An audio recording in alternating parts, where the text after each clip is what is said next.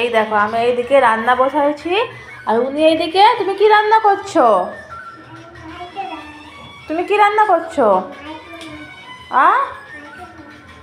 কি রান্না করছো? এটা কি রান্না হচ্ছে তোমার? তা মাছ ভাজা করছো? আমার কি বড় রান্নি এসে চুড়ে বাবু, ও আমাকে রান্না করে খাইয়ে দিবে একদম। তুমি কি আমার বড় রান্নি এসেছ? বড় রান্নি? এটা কি রান্না হচ্ছে বলে দাও।